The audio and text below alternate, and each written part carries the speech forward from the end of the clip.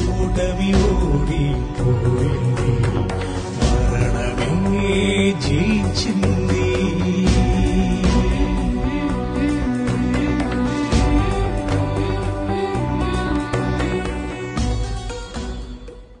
Praise the lord. యేసుక్రీస్తు నామములో మీ అందరికీ శుభములు తెలియపరుస్తున్నాను. మార్నింగ్ మన్నా అనే ఈ కార్యక్రమాన్ని మీకు అందించడంలో చాలా సంతోషంగా ఉంది. యేసుక్రీస్తు వారి యొక్క త్యాగం, మరణం మన జీవితానికి గొప్ప ఆశీర్వాదాన్ని, వెలుగును, మహిమను తీసుకుని వస్తుందని చెప్పటంలో ఎటువంటి సందేహం లేదు. దేవుని బిడ్డలారా, ఈరోజు దేవుడు మీ కుటుంబాన్ని, మీ పిల్లల్ని, మీ ఇంట్లో ఉన్న ప్రతి ఒక్కరిని దేవుడు ఆశీర్వదించబోతున్నాడు.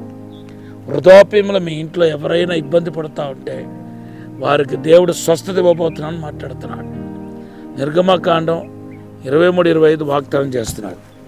దేవుని బిడ్డలారా, పాత నిబంధనలో ప్రవక్తల ద్వారా చెప్పబడిన ప్రవచనాలన్నీ కొత్త నిబంధనలో యేసు ప్రభు దగ్గర నుండి అందరు అపోస్తల, ఇతర భక్తుల యొక్క జీవితంలో నెరవేర్చబడుతున్నట్టుగా మన పరిశుద్ధ గ్రంథంలో చూస్తున్నాం. అయితే యేసుక్రీస్తు యొక్క శ్రమలు, మరణాన్ని గురించి 34 ప్రవచనాలు, పాత నిబంధనల ప్రవక్తల చేత చెప్పబడిన ప్రవచనాలు నెరవేర్చబడినట్టుగా మన పరిశుద్ధ గ్రంథంలో చూస్తున్నాం. వాటిలో కొన్నిటిని నేను మీ ముందు ఉంచి తర్వాత నేను మీకు ఏం చెప్పాలని వస్తున్నానో వాటి కూడా మీకు చెప్పాలని నేను ఆశపడుతున్నాను. యేసు ప్రభు గురించి ఒక ప్రవచన వాక్యం ఏంటంటే, అబద్ధ సాక్ష్యం చెప్పి యేసు పైన నేరారోపణ చేస్తారని ఆల్రెడీ కీర్తన 35:11 మనం చూస్తున్నాం.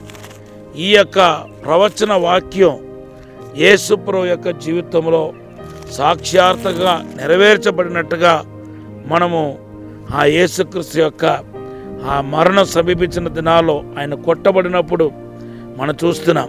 అలాగే రెండవది ప్రవచనం ఏంటంటే, యెషయా ప్రవక్త చెప్పాడు, ఆయన పైన నేరారోపణ చేసినప్పుడు ఆయన మౌనంగా ఉంటాడని రాయబడి ఉంది. ఈ ప్రవచనం కూడా అక్యురేట్గా యేసు ప్రభు జీవితంలో నెరవేర్చబడింది.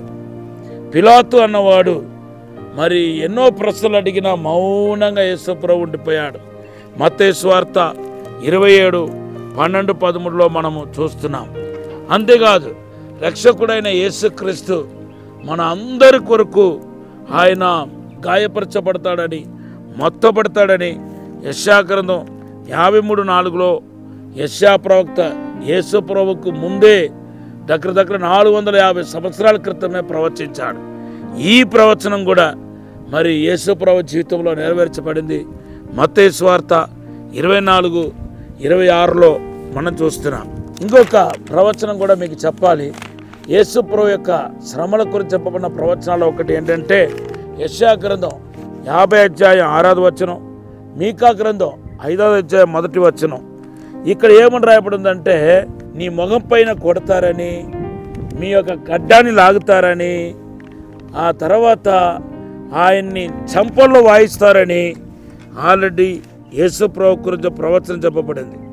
ఎలాగైతే మీకా ప్రవక్త అలా యెషయా ప్రవక్త ప్రవచించాడో అలాగే డిట్టో యేసు ప్రభు జీవితంలో నెరవేర్చబడింది.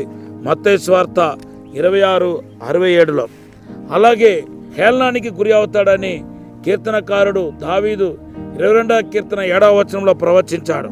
అలాగే యేసుక్రీస్తు అనేక హేళనాల మధ్యలో అవమానం, నిందలు పట్టినట్టుగా మత్తయి సువార్త 21:31 మనం చూస్తున్నాం. దేవుని బిడ్డలారా, ఇలాగే యేసుక్రీస్తు శిలువ మరణం దాకా చెప్పబడిన ప్రవచనాలు ఏదైతే ఉందో అవన్నీ నెరవేర్చబడ్డాయి. ఒక యేసు జీవితంలో మాత్రం కాదు. ఈరోజు అసలైన విషయాన్ని చెబుతున్నాను. ఎందుకు ఈ మాట చెప్పాల్సి వచ్చిందంటే, మీ గురించి ఆల్రెడీ దేవుడు అద్భుతంగా ప్రవచనాలు ఇచ్చి ఉన్నాడు. ఆ వాగ్దానాలు ఉన్నాయి మీ అందరికీ. మీతో దేవుడు వ్యక్తిగతంగా మాట్లాడాడు, ఇతరుల ద్వారా మాట్లాడారు, సేవకుల ద్వారా మాట్లాడారు, అభిషేకుల ద్వారా మాట్లాడారు. ఆ ప్రవచనాలు, ఆ వాగ్దానాలు అన్నీ ఖచ్చితంగా మీ జీవితంలో కూడా నెరవేర్చబడతాయి. మీరు యేసులాగా దేవుని కుమారులే. హల్లెలూయా. పరలోక తండ్రికి ఏగే కుమారుడు యేసుక్రీస్తు అయితే మనల్ని యేసు కని పరలోక తండ్రి మనల్ని అడాప్ట్ చేసుకున్నట్టుగా యేసు ప్రభు చేశారు. మనము పరలోక తండ్రికి మరి మనము దత్తత చేయబడిన బిడ్డలము కాబట్టి దేవుడు మీ జీవితంలో కూడా పరలోక తండ్రి వాగ్దానాలన్నీ నెరవేరుస్తాడని చెప్పటంలో సందేహం లేదు. ఇప్పుడు ఒక చిన్న ప్రార్థన చేస్తాను. పరిశుద్ధము నమ్మకమైన పరలోక తండ్రి, నీకు వందనాలు, స్తోత్రాలు ప్రభా.